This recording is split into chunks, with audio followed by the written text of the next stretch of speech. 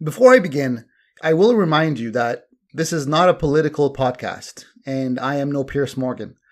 This podcast is purely about education. But still, education has a role to play in politics and how people perceive what is going on in the world. Hello, teachers from around the world, and welcome to Legendary Educator, the podcast that helps you improve your performance in the classroom and have more engaged and motivated students.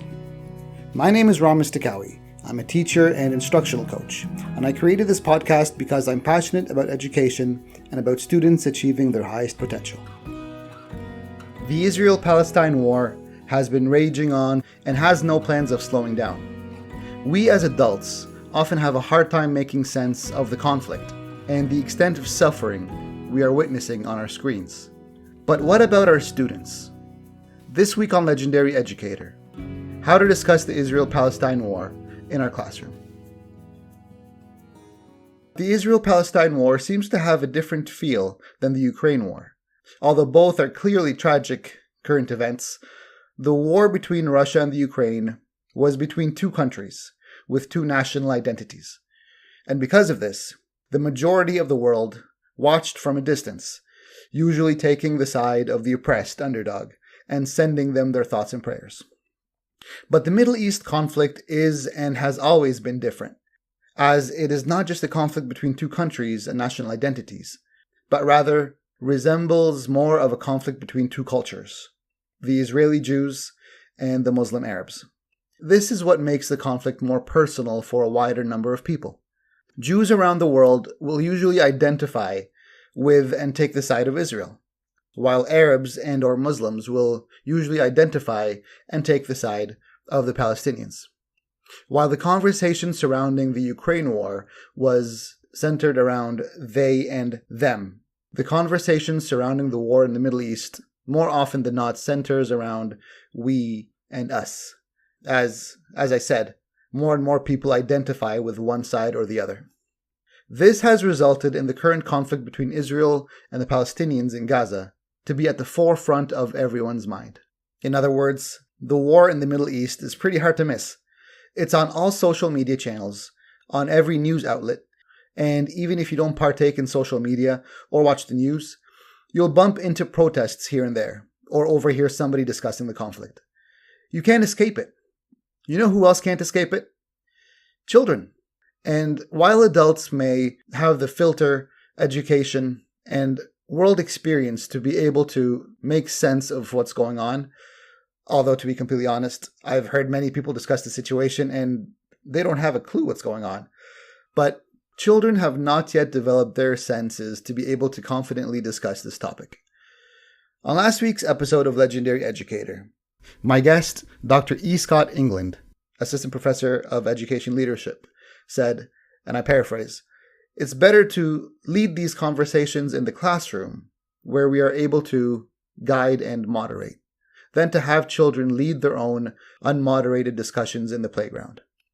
And I will add, if you don't partake in these conversations in your classroom, then you have an elephant in the room that is, by now, quite large and hard to miss.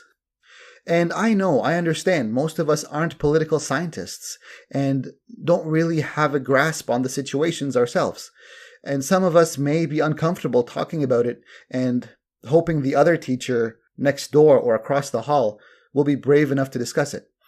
But again, as Dr. England said last week, even if you're uncomfortable with certain topics, it's not right to deprive students of the knowledge and experience of discussing it. I mean, who better for students to discuss with than their teacher, their role model, their mentor? And if you don't know what to do, go and find some resources that can help you out. So all this being said, I wanted to help you out and give you my 5 tips on how to discuss the Israel-Palestinian conflict in your classroom. This is nowhere close to being a complete list. I'm sure many teachers out there have different and successful approaches to discussing this topic, but hopefully this will help give you a little boost in confidence to open up discussions and be able to answer some of your students' questions. Because God knows how confused they're feeling, and they need to talk about and make sense of what they're seeing and hearing. Number 1 is a no-brainer. Don't take sides. As hard as this may be, and no matter your personal affiliations, a teacher must always remain neutral. It's easy to point the finger to one side or the other and say they're so-and-sos for doing this and that. But the bottom line is war is always bad. There are no winners in war, and violence is never the answer.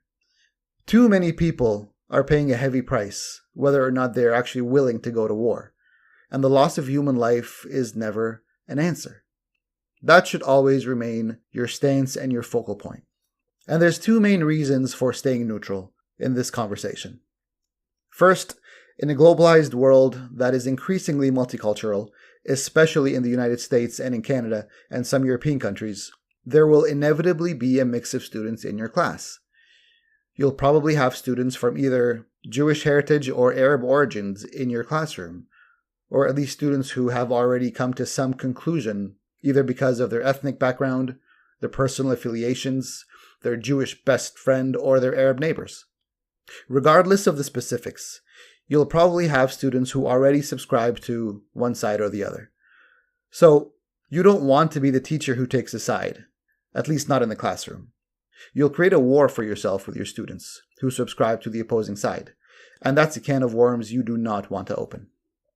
And the second reason for staying neutral in the classroom is that the point of any classroom discussion is to have organic teachable moments with your students. I've said it before and I'll continue to say it. Our job isn't just to teach the ABCs, 1, 2, 3s, or to be's or not to be's. As one of my mentors, Mrs. Isabel Simon, always says, we are responsible for creating competent and successful citizens of society. This means that we are responsible for teaching our students how to think, how to evaluate, how to discuss, how to listen to opposing viewpoints, and, ultimately, how to come up with peaceful solutions to conflict. We've witnessed our mistakes and the mistakes of our fathers. Now is our chance to guide the next generation out of the potholes that we always seem to fall into. Our students are the future leaders of our communities and our nations, as cliche as that sounds. But it's true. Our classroom discussions will plant the seeds that they will later grow and sow, and that will lead them to making the good choices and decisions we wish our current leaders would make. That's all up to you, but no pressure. Number 2, take a bigger picture approach to the conflict. For this, you might have to educate yourself and do a little research. War doesn't pop up overnight. There's always lots of history and background that swells up and explodes into conflict. So know the story, both sides of the story, and be ready to answer the questions. A war is between 2 or more parties who believe in their cause and believe that they are in the right. So understand the cause and why they believe they are in the right. Number 3, have a traditional presentation where the students, in groups, research and present the conflict from different perspectives. For example, one group will research the Palestinian history, origins, and how they ended up in the current conflict. Likewise, another group will research the history and the origin of the State of Israel, when and how it was created, and the series of events that has led to the current conflict.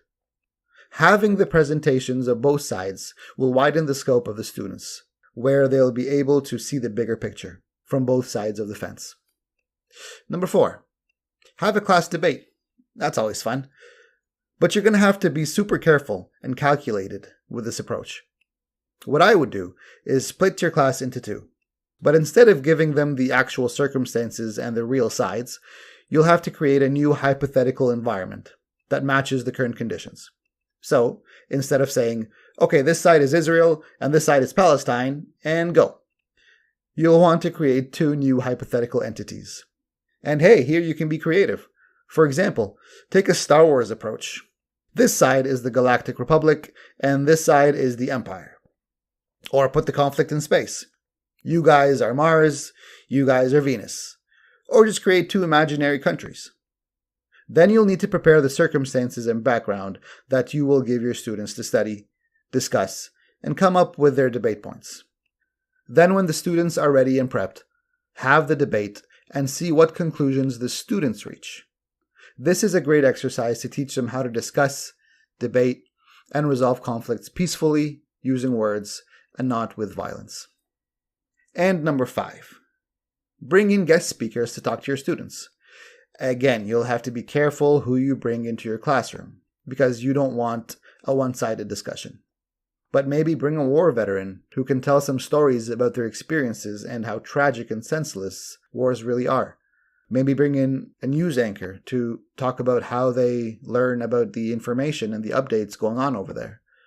Again, always keeping in mind your ultimate future goal of the next generation avoiding war and learning to resolve conflicts peacefully.